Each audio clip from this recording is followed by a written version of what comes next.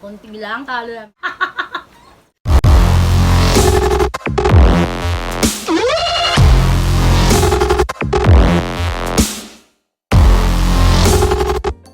Mga kases! Hello mga ka-sister! Dito na naman kami. Ako si Becca. And I'm Rosh. Ngayon magkakaroon kami ng mukbang challenge. Philippine version, Jollibee edition. Taray na, no? Meron kaming chicken, rice, gravy, spaghetti, peach mango pie, burger, creamy mushroom soup, burger steak with rice. Yeah. So, At ayun. lahat yan libre. Ha! Sarap talaga dito sa vlog na to. Ngayon, habang ginagawa namin yung mukbang challenge, meron kami ditong mga question and answer. Cute ka na naman eh. Hindi ako pa-cute. Kung ano, meron kaming, hindi ako mainin. Normalin mo kasi. Normal lang ako. Buang to. Para habang kumakain kami, nakakapag-interact kami sa inyo at nakakasagot kami ng mga tanong. Let's do this! Una ko. Sarap. Sarap, mainit pa. Dapat ito muna inuna mo, mainit pa eh. Ang sekreto sa pagkain ng marami, hindi agad-agad nabubuso. Huwag kayong iinom kagad ng coke. Konti lang, talo lang. Hindi ko malunok. Ba't ganun pag pagkain? Ang hirap lunukin.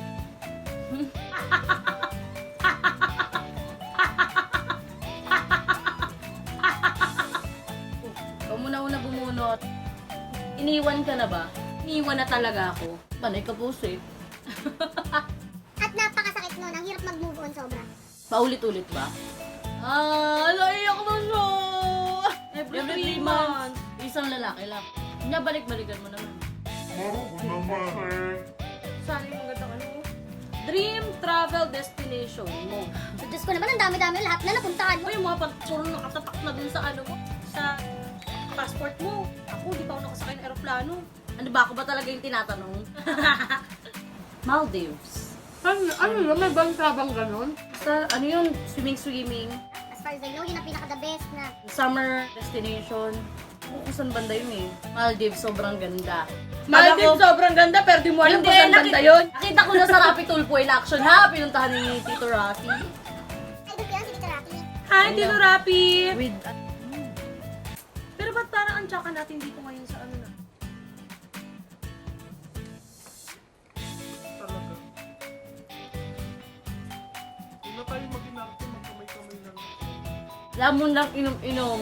Laban-laban muna. Pero actually, kung makikita niyo dito isang bucket to. Pero bakit nag-iisa lang kami ng ate ko? Siyempre, tinabi ako muna yung asawa ko. Kasi ikaw na yung may love life. Siyempre, ganun talaga pag may asawa ka. Kailangan tabihan mo. Para hindi kayo mag-away, magkaroon ng World War II. Ay, 3. Sabi nila, masama daw magkwento-kwento, magsalita-salita habang kumakain. Mas naniniwala ako na kapag kumakain ka tapos may kakwentuhan ka, Maganda. Kasi mas maganda may kausap eh. Balik ka na pag gutom ka na yung galit-galit. may nilalango na tayo. Hindi kasi sabi nila, respeto daw sa pagkain, tapos masarap Mga naman. matatanda, ganun. Mga anong millennials ngayon, diba? Mas patok yung may mga kausap ka. Next question. Ano ang advice mo sa mga heartbroken? Kapag broken-hearted ka, Huwag kang makikinig ng mga malulungkot na kanta. Keep yourself busy all the time. tama ba yung English ko? Wag mong bigyan ng pagkakataon yung sarili mo na mag-isip about sa kanya kasi Papaisip ka na lang ng mga past ninyo, ng bakit, mga tanong na ganun. kasi ako lagi akong broken-hearted eh. Broken hearted every 3 months. Lagi akong kasama ko sa mga friends ko. Alam kong hindi siya maganda kasi syempre nanay na ako. Pero Makakatulong kasi yun eh. Ang daling sabihin na, kasi mo yung ganyan, ganito. Oo, nandun tayo na inaasikaso ko yung anak ko. Pero ang hirap din kasi, dadating yung oras na mapapaisip ka. So yun yung talaga yung pinaka-way ko. Ginagawa kong masaya yung sarili ko. Makinig ng mga ano. no, huwag makinig. Ang daming langaw. No? Kasi Gusto naligo, kaya ganun. Naligo akong kapal ng mukha mo. Naligo ako. Huwag ka lang No. laging naliligo. Pwede ka Fresh naliligo. kasi ako. Tawag, balulay. Ano? Saan nangyari ang first experience mo? Bakla ko may asawa ko. Hala! Kamba! Sa tulay, ano ka pala mukha mo? Hindi ako ganun ka-cheap. Kadamuhan? Sa jeep. Charot! Hindi ah! Ay, feeling ko Ang kapal talaga ng sa mukha mo. jeep. Ang kapal ng mukha mo, hindi. Kasi yung mga lumalabas sa bunganga mo, totoo Hindi, talaga yun. hindi. Pwede Ah, saan? sa bahay noon. Basta yun. Nino naman yun. Ay, alam ko, kilala mo yun. yung asawa. Bakit ka lang? Ano tumatama-tama lahat ng mga nabubulot natin Hala! Ano na Sumuko ka na ba? Oh, lumiiyak na talaga to. Mahal. Bakit ganun? Parang lagi tumatama sa atin lahat na nang... Ay, sorry. Itong last na to, dumating. Kasi parang nauntog na ako. Kailan niya kanina? Itong last na hiwalay. Eh bakit gusto mo pa di ba makipagbalikan sa kanya? Siya yung naghahabol. Hindi, totoo talaga. Siya yung naghahabol. Siya yung naghahabol. Talaga Pilipina. Talaga Pilipina. Sarap sa feeling pala ng hinahabol.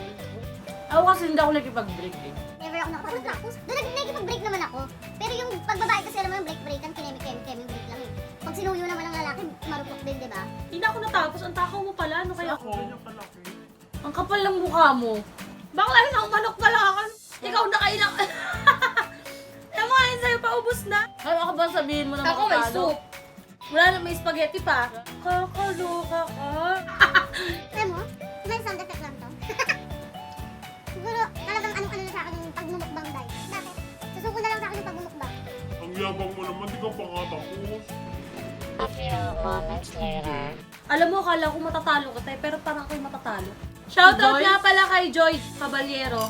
Hi! Love you, baby! Shoutout din kay Celeste Art. Nakikita niya, napakaganda ng wedding church ko. Nung church ko, nung wedding ko pala. Siya ang nagayos. Napakagaling, napakahusay. Thumbs up. At saka nag-vlog din siya. Please subscribe sa channel niya. Ano yun? Celeste Art. C-E-L-E-S. Tapos space A-R-T. Art. Celeste Art. Ayan, Sir Richard Liorico.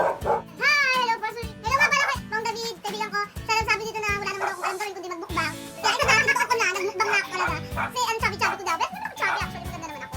When did you lose your V-card? Anong V-card? Anong V-card? Oh my God! My God! Sino ba gumawa ng tanong? Ako! Kala ko, sabi mo ba ako? Akala ko sa kanya mapupunta yung mga yan. Asawa ko parang hindi pa man kami nakaka-igi-igi. Iiwalay na ata kami. When did you lose your V-card? I think 19. Ano sabi sa akin, virgin ka pa? 19 nga! Oh, sinungaling! Eh, alis mo kasi kanina pa ako alis na alis ito. Hindi naman lalagay, alisin ko. Oh, balik natin. Ano naman? Buong-buong. Ay, ito. Ano ang pinakayam? Bakit pag ako magtatanong napaka-decent? Kasi decente akong babae. Kasi desente akong babae. Oh my gosh. Ano yung pinakaayaw mong katangian ng lalaki? Dalawa eh. Pinaka nga, isa lang. Ma-pride. Kasi pag sobrang taas ng pride ng isang tao, ay gano'n mo siya kamahal mo sa unahin yung pride mo. At nakakasira ng relasyon mo. Ah, change ka muna ng pagkain mo. Hindi ka parang sa ng Jollibee. Oh my God, sobrang buti na lang. Dapat yung repeat. Kaya ko tapos alam mo ba, naiisip ko yung ano. Dapat nga, mag-order pa ako ng yung Jolly Hot.